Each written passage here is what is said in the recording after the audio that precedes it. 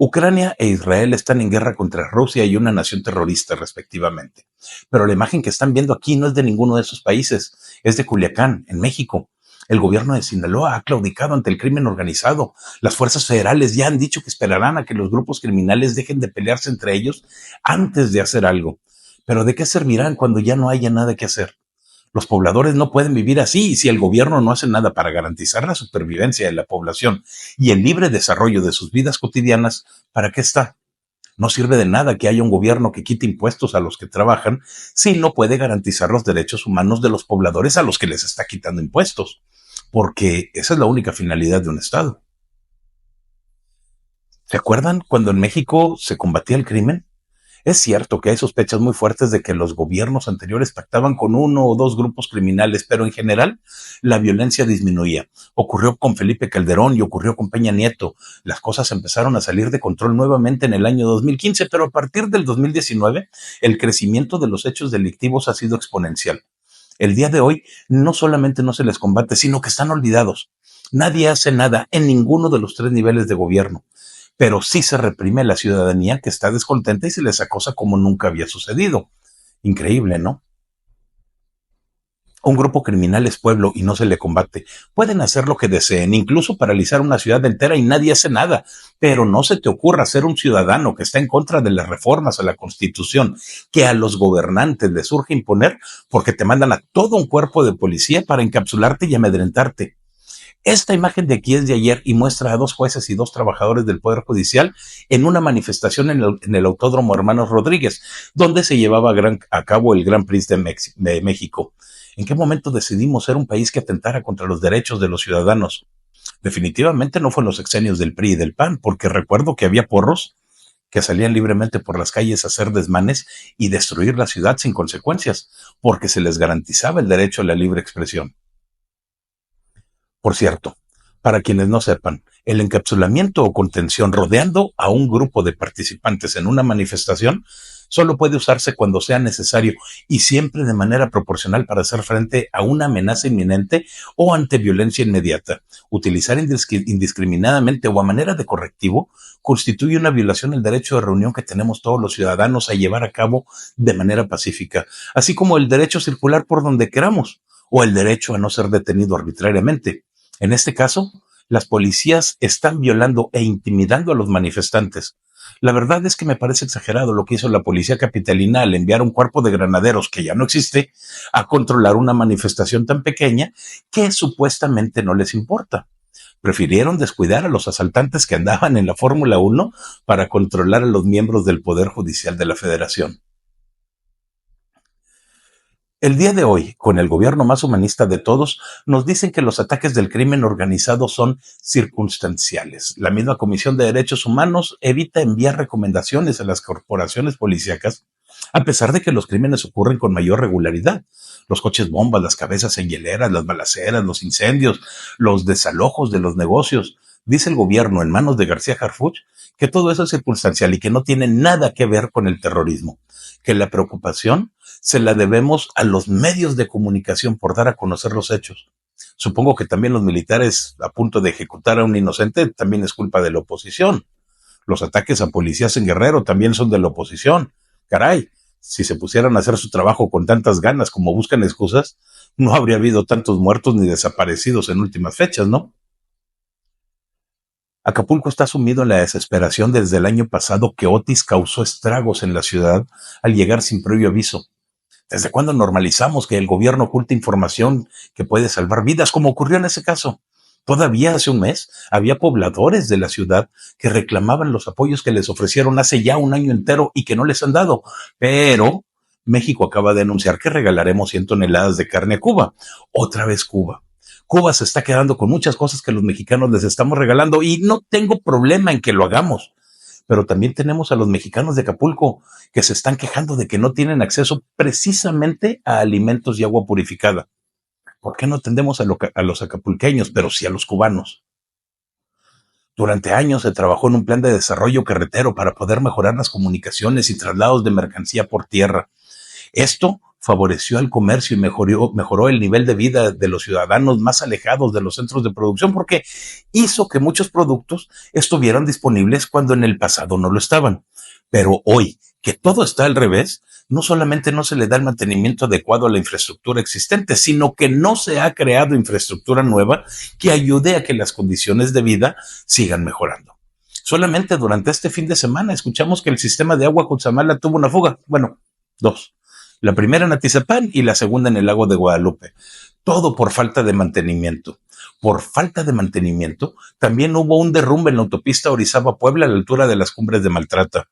En Veracruz, los ríos Papaloapan, Tezechuacán y San Juan se desbordaron ante la inacción de los gobiernos morenistas.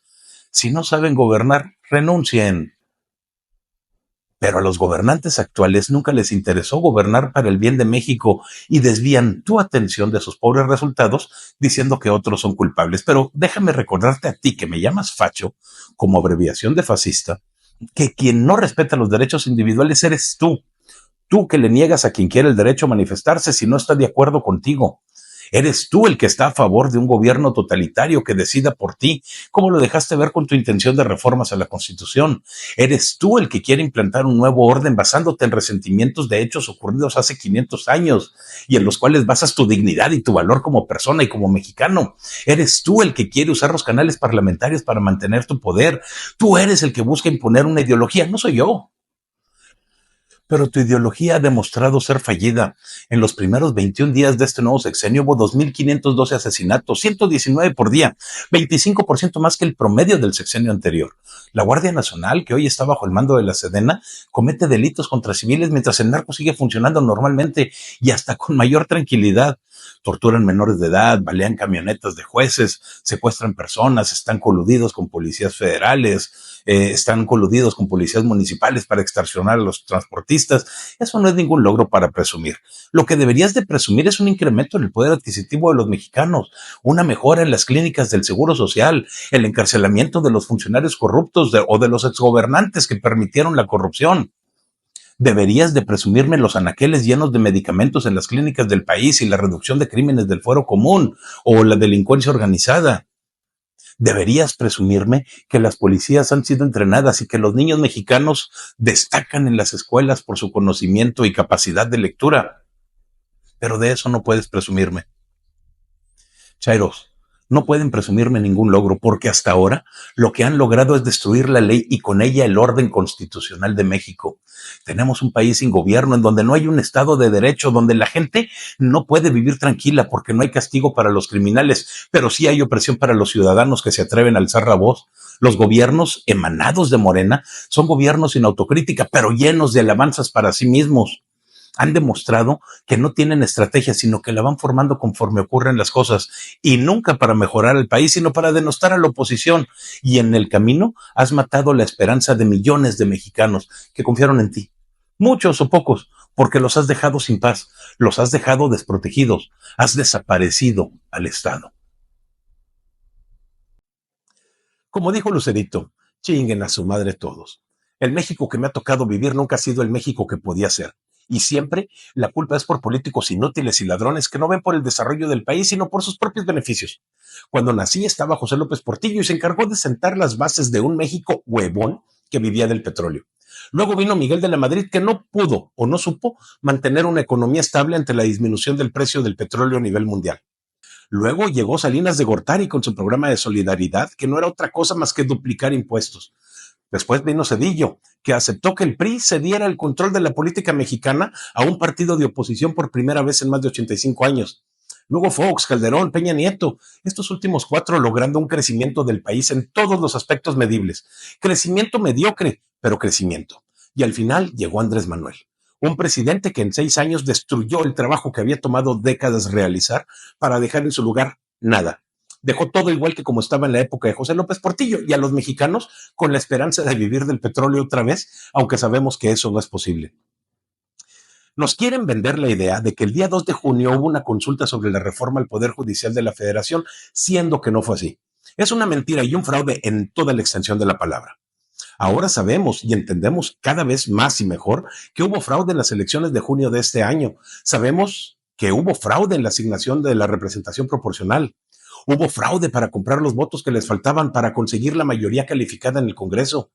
Hubo fraude en la votación de la reforma al Poder Judicial. Hubo fraude en la votación de la nueva ley antiamparo. El partido oficialista no sabe operar sin fraudes y no lo saben hacer porque son los mismos priistas que dañaron al país en la década de los 80s y 90s, pero ahora con una bandera de color diferente. Y los mexicanos siguen dormidos mientras los engañan peor que antes, porque antes sabíamos que nos robaban, pero ahora te dicen que no te van a robar y mientras te distraen con el discurso, los robos son más grandes y descarados que antes. Explíquenme si no el voto fantasma de Pedro Aces en San Lázaro. Ese voto que apareció misteriosamente a favor de la reforma antiimpugnación y que quedó registrado en el tablero electrónico cuando el legislador ni siquiera estaba presente, sino que se encontraba al menos fuera del país. Hay quienes afirman que en un juego de la Serie Mundial. Además del claro intento de fraude, lo único que esta experiencia nos deja es desconfianza en el sistema de votos en el Palacio Legislativo y en los gobernantes. ¿Cómo podemos estar seguros que cuando hicieron las votaciones al vapor en un gimnasio, sí fueron realmente ellos quienes estaban ahí y no los choferes, como se llegó a decir? Simplemente no podemos creerles. Así como tampoco podemos creerle su combate contra la violencia en el país. Andrés Manuel, en el primer sexenio de Morena al frente de México, dijo que el combate hacia la violencia era su principal objetivo, pero todos conocemos los números de su supuesta lucha. Sabemos de las mentiras y de los desvíos de dinero en estados que se han visto azotados por los criminales y sabemos que mucho del territorio nacional no es ni siquiera transitable. Las payasadas como la de Harfuch de caminar por Culiacán mientras está rodeado de militares y policías estatales armados hasta los dientes no cuentan, porque no todos los ciudadanos contamos con esa protección inmediata en caso de un ataque. Eso es populismo puro. Y luego el robo de dinero de la supuesta compra de patrullas en Chiapas, la llegada de México al lugar número 8 mundial en impunidad, las declaraciones de Gers Manero diciendo que el Mayo Zambada fue secuestrado y no arrestado, el crecimiento del poder de los narcos para controlar zonas enteras del país, la omisión de las Fuerzas Armadas para actuar, la frase presidencial de que el narco es pueblo. ¿Y los mexicanos? ¿Los que cumplen las leyes? Esos están desprotegidos todo el tiempo. Hablemos de seguridad social.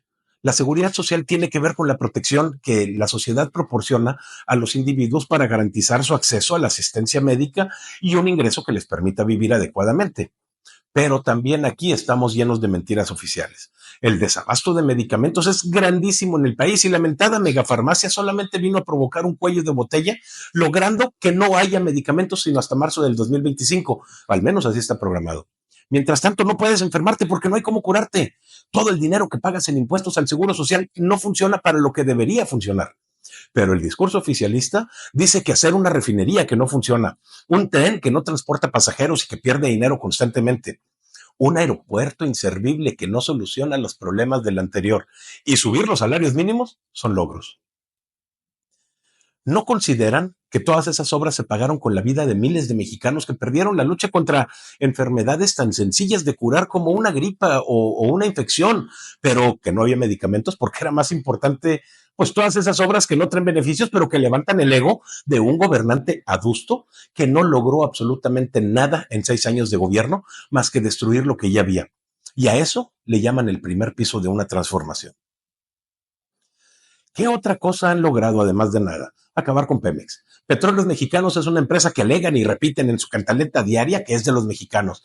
¿Qué beneficio tenemos de ella? Ninguno. Al contrario, Pemex perdió en el tercer trimestre de este año, es decir, de julio a septiembre, 161 mil millones de pesos. Es decir, lo que costó el Poder Judicial en México en todo 2023 y 2024 en 3 meses. Ahí están los ahorros que tanto presumen los chairos. Y eso de que a México, que va a vivir del petróleo, pues ya lo intentamos con José López Portillo y Luis Echeverría, y las consecuencias fueron desastrosas. Acuérdense de la hiperdevaluación de 1982. En este sexenio se están sentando las bases para que eso ocurra de nuevo. Pero eso sí, el petróleo es nuestro, dicen ellos. El gobierno proveniente de Morena se ha coordinado muy bien para atacar a quienes no están de acuerdo con sus ideologías. Así hicieron con los jueces de la Suprema Corte. Todos los ataques fueron coordinados y no representaron en ningún momento a la mayoría de los mexicanos, sino a unos cuantos que son pagados por hacerlo. Te hicieron creer que las pensiones de los ministros eran un problema, cuando realmente no lo son. Te hicieron creer que el Poder Judicial era la raíz de toda la corrupción, y no es así tampoco. Nada de lo que han hecho o modificado resuelve los problemas desde la base, desde sus fundamentos. Solamente les quita de en medio a aquellos que les decían en su cara las verdades que no quieren escuchar. El discurso de Claudia decía que los ministros de la Suprema Corte los estaban provocando adrede para llevarlos a un juicio político, cuando en realidad ellos tienen mayor conciencia y trayectoria que la inútil presirvienta que tenemos actualmente. ¿No me creen que están haciendo todo lo posible por destruir la transparencia del gobierno que se había logrado?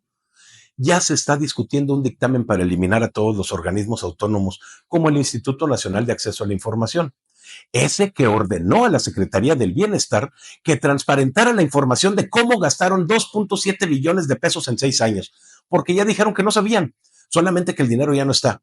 La responsabilidad de proveer a los ciudadanos de esta información recaerá en el futuro en la Secretaría de Gobernación, pero sinceramente, ¿creen ustedes que lo hagan de manera correcta y sin mentir? Ya no. Lo de ellos no es darse un balazo en el pie. Los derechos humanos en México están en riesgo desde que no se puede contener el poder de una persona o un grupo de personas. Y así estamos el día de hoy. Es falso que la voz de un grupúsculo de políticos mercenarios sea la voz de todos los mexicanos, y menos cuando todo lo que dicen son mentiras que son fácilmente comprobables, pero que la mayor parte de los ciudadanos mexicanos no quiere escuchar o de las que no quiere enterarse. Sin embargo, los datos nos dicen que no vamos bien. El desempleo, la inflación, el crimen organizado, la inseguridad, las clínicas, los hospitales, el sistema de salud nacional, las policías, las Fuerzas Armadas, la infraestructura, todo nos dice que vamos mal. ¿Hasta cuándo seguiremos cayendo en las mentiras de los políticos de siempre, que como siempre nos hacen más daño que beneficio?